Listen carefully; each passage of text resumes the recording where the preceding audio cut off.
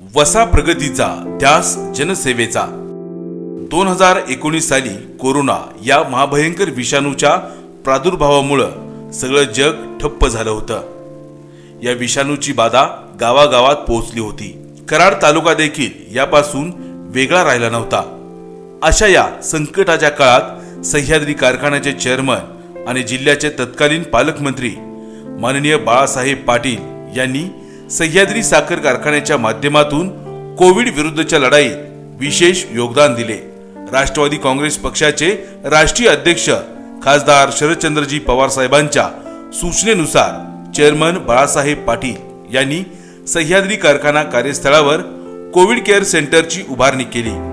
कृषी महाविद्यालयातील इमारतीमध्ये 150 बेडचे सुसज्ज केंद्र सुरू करून त्या ठिकाणी ऑक्सिजनची देखील व्यवस्था उपलब्ध करून दिली। या ठिकाणी रुग्णांना पिण्यासाठी गरम पाणी, साबण, टूथब्रश, वाफेची भांडी पुरवण्यात आली होती। प्रगतीचा वसा आणि जनसेवेचा ध्यास घेतलेल्या चेअरमन बाळासाहेब पाटील यांनी कोरोनाग्रस्त रुग्णांच्या सेवेसाठी कारखाना कार्यस्थळावर उभारलेल्या कोविड केअर सेंटरचा मोठा लाभ सह्याद्री कारखान्याचे ऊस उत्पादक शेतकरी, त्यांचे कुटुंबीय आणि सर्वसामान्य नागरिकांना मिळाला। याच काळात सह्याद्री कारखान्याने उच्च प्रतीच्या हँड सॅनिटायझरची निर्मिती करून ते नागरिकांना माफक दरात उपलब्ध करून दिले।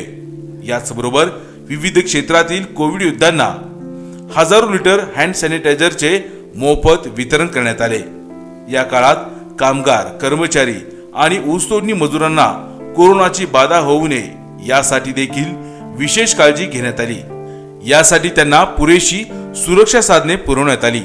याशिवाय वैयक्तिक पातळीवरही लोकसेवा करण्यात चेअरमन बाळासाहेब पाटील नेहमीच अग्रभागी राहिल्याने कोरोना काळात शेतकरी सभासदांना आणि सर्वसामान्य नागरिकांना मोठा दिलासा मिळाला। संकट काळात पाठीमागे खंबीरपणे उभ्या राहणाऱ्या माननीय बाळासाहेब पाटील यांना साथ देऊया।